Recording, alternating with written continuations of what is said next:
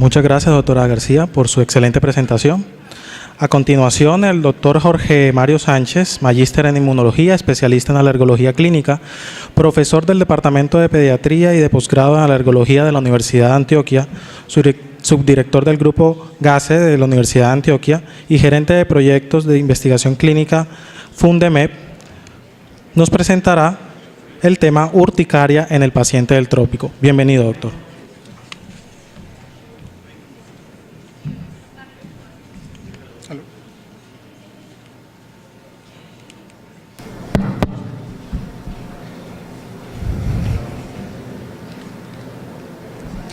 Bueno, primero que todo, yo trabajo en Medellín, pero yo soy costeño. Nací, viví y me eduqué acá, así que me siento aquí en casa con ustedes y quiero decirle antes que nada que todos ustedes son unos berracos, porque estar a esta hora aguantándose todas estas charlas tan pesadas, son unos berracos. Entonces es chévere estar con ustedes hoy, primero que todo porque me siento en la casa, segundo porque con un grupo tan académico que aguanta estas horas para estas charlas, hace que esto sea chévere, y quiero hoy hablar de un tema que es muy común, que es la urticaria. Por favor, alce la mano quien ha tratado a algún paciente con urticaria. Casi todo, ¿cierto? Y alce la mano quien se ha sentido embalado para tratar a un paciente con urticaria alguna vez. Ah, casi la mitad, muy bien. La urticaria es una enfermedad muy común. Las cifras aquí en Colombia aún no la tenemos. Sin embargo, la urticaria, al ser una enfermedad muy común, también nos genera muchos retos y también tiene particularidades en la zona que se ubique. La mayoría de las guías que nosotros usamos son guías europeas.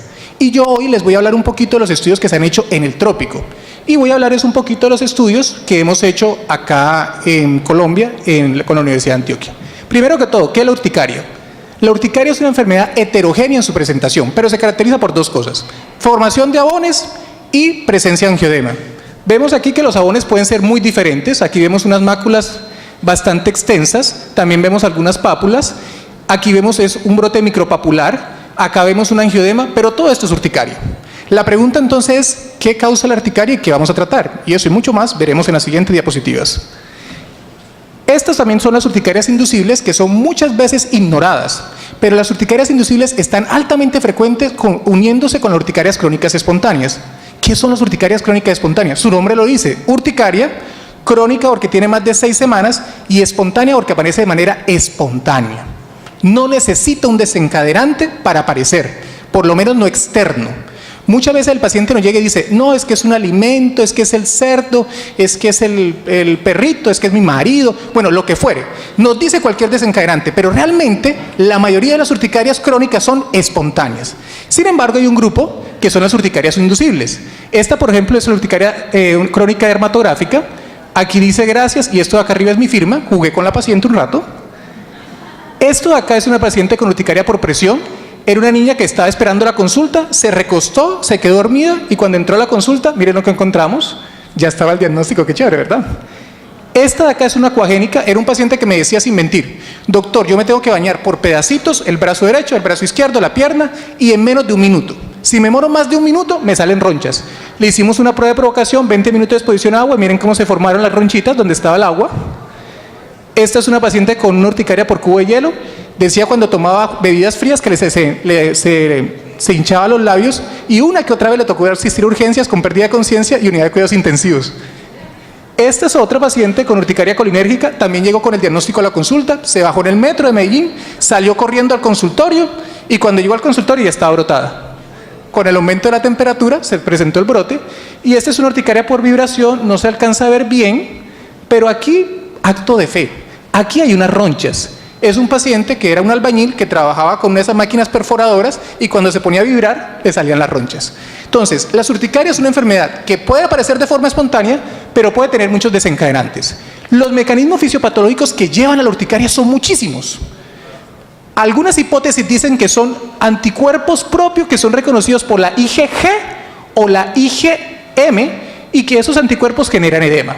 Otros dicen que son los estímulos externos que llevan a una presentación de unos receptores y unos antígenos intracelulares que llevan a que sean reconocidos por los anticuerpos. O tal vez sea por mimetismo molecular a proteínas de bacterias, virus que vienen afuera y después son reconocidas propias y hay una reacción. Pero la mejor respuesta sobre la fisiopatología de la urticaria es que no se sabe. No se sabe qué es lo que causa la urticaria crónica espontánea. Sin embargo, hay ciertos detonantes que podemos detectar y podemos sugerirle al paciente que evite, y los hablaremos más adelante. En la parte de la epidemiología, como dije, no hay datos de aquí de Colombia, pero se estima que más o menos un 0.5 a 3% de la población tiene urticaria, depende de la población de las estudios. 75-90% de las causas crónicas son espontáneas, 5 a 75% son inducibles. Miren este rango tan amplio. Este es cuando se hacen pruebas de provocación para evaluar la urticaria inducible, y este es cuando es autorreporte. Entonces el rango varía dependiendo cómo la estudies, y mixto, cuando se presenta una urticaria espontánea con además mixta, varía de 10 a 40%. Estos números no nos dicen nada. Sin embargo, esto sí nos dice cosas. 60% de los pacientes con urticaria tienen una alteración del comportamiento, depresión, ansiedad, incapacidad y fobia social debido a que su enfermedad, un aboncito en la cara, no quieren salir. Y si es mujer, peor. Restricciones. Los pacientes le echan la culpa a todo, a la comida, como dije ahorita, al perro, no les estoy mintiendo, al marido, le echan la culpa a todo mundo. Todos los que lo rodean le echan la culpa respecto a que eso es lo que le está causando la urticaria. Y se van limitando. Es el cerdo, voy a dejar de comer cerdo. Como le sigue dando, es la vaca, voy a dejar de comer carne de res. Como le sigue dando, es el pollo, voy a dejar de comer pollo. Y van restringiéndose hasta que es un paciente que hasta tiene problemas nutricionales y sociales secundarios a su enfermedad. Ah, es el trabajo, entonces dejo de trabajar. Hay gente que aprovecha la urticaria. El pronóstico. Si tienes una urticaria que es de causa mixta, es decir, que tienes una urticaria crónica espontánea, pero además tienes un inducible, es de peor pronóstico, más severa y parece que evolutivamente dura más. Este fue un estudio que realizamos ya entrando a los estudios acá en el trópico que realizamos en la Universidad de Antioquia. Recolectamos un total de 411 pacientes, cumplieron los criterios de selección 245, lo comparamos con un grupo de personas que no tenían urticaria 127 y evaluamos varias cositas. Así que de este estudio voy a sacar varias cositas más adelante. La primera que quisimos hablar fue la prevalencia. Prevalencia de urticaria inducible entre los pacientes con urticaria crónica espontánea. ¿Qué hicimos? Le preguntamos al paciente, ¿usted de qué sospecha? Barras azules. Y además los provocamos contra 6 pruebas inducibles: cubo de hielo, frío, demografismo, solar, y se me olvidaron las otras 2, pero acá están anotadas, así que solamente tienen que leer. ¿Qué observamos? 75% de los pacientes con urticaria crónica espontánea le atribuían o que el frío le causaba el problema, o que la presión, o que el demografismo le causaba el problema. Pero cuando hicimos las pruebas de provocación, miren cómo baja el porcentaje, solo 36% de los pacientes. Adicionalmente, observamos que hubo una buena correlación entre los que salía positiva la prueba y sospechaban del desencadenante. Sin embargo, también observamos que muchos pacientes creían que era se inducía por un estímulo y resulta que era otro. Y muchos otros pacientes no habían identificado el estímulo que les producía la urticaria. ¿Qué nos quiere decir esto? Que la historia clínica es muy buena, nos ayuda para irnos guiando qué pueden ser los desencadenantes, pero no es suficiente. Hay que probar a los pacientes. Si no los probamos, no vamos a poder detectar cuál es realmente la causa de sus urticarias inducibles. Adicionalmente, la más frecuente fue el demografismo. Observamos que había una superposición con la urticaria por frío, que fue la segunda más frecuente, aunque la depresión no se quedó atrás. Por ejercicio, esta prueba de provocación es súper chévere. Se la hicimos a 5 pacientes y 3 nos dieron anafilaxia. ¿Listo? Entonces es una prueba súper chévere hacer, pero por favor, cuando la hagan, tengan un carro de paro cerquita por si las moscas. ¿Listo? Y una urticaria por acuagénica. Cuando quisimos evaluar en el trópico cuáles serían entonces las causas que llevan a que la urticaria se presente, evaluamos también la autorreactividad a través de pruebas de suero autólogo, que consisten en coger suero y plasma del paciente e inyectárselo al mismo. Y adicionalmente hicimos pruebas de alergia para evaluar si estaba presente la atopia, o como queremos llamarla ahora, atopía. Entonces, ¿qué encontramos? Entre los pacientes que tenían urticaria, que son las barras azules, 42% tenían sensibilización, 39% tenían autorreactividad, lo cual era superior al grupo control. Y ambos factores fueron factores de riesgo para desarrollar la enfermedad y para mayor severidad de la enfermedad. Fueron factores independientes, como vemos acá, es decir, tener uno no te predisponía al otro, eran 2 factores independientes, pero ambos te llevan a más riesgo de gravedad y de inicio de la enfermedad. Sin embargo, miren que los porcentajes en el grupo de control no son bajos, lo cual nos está diciendo no es del todo adecuado ya en la consulta clínica que todos los pacientes tengan pruebas de suero autólogo, ni que todos los pacientes tengan pruebas de sensibilización de atopia. ¿Por qué? Porque como son tan semejantes, en una consulta de paciente 1 a 1 no vas a poder saber si es relevante o no esta fuente. Tienes que apoyarte mucho en la historia, hacer las pruebas dirigidas dependiendo de lo que te diga la historia. Otro factor de riesgo que quisimos evaluar fue dónde vivías. En este estudio cogimos población de Medellín, pero también cogimos población de Bogotá. y evaluamos si las características ambientales, como por ejemplo la altitud, la temperatura y la humedad, marcaban diferencias en la frecuencia de las enfermedades de las urticarias crónicas inducibles.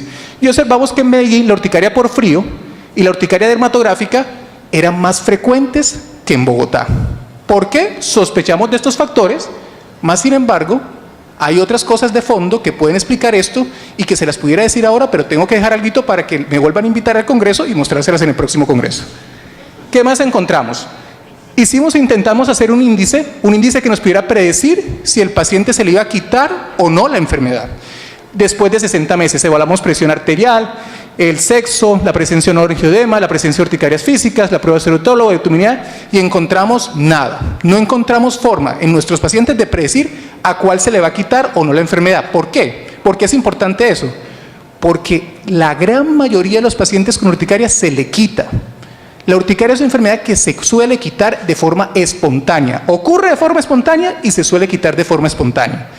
Más o menos el 80% de los pacientes a los 5 años se le quita la enfermedad. Lo que pregunta es si le podemos decir al paciente, ¿usted se le va a quitar o no? Y lamentablemente no tenemos la respuesta, pero podemos decirle lo más probable es que se le quite, rece bastante. Aquí entonces están las pruebas diagnósticas. ¿Qué le debemos pedir a un paciente con urticaria crónica espontánea? Si es una urticaria aguda, busque el desencadenante, busque la causa.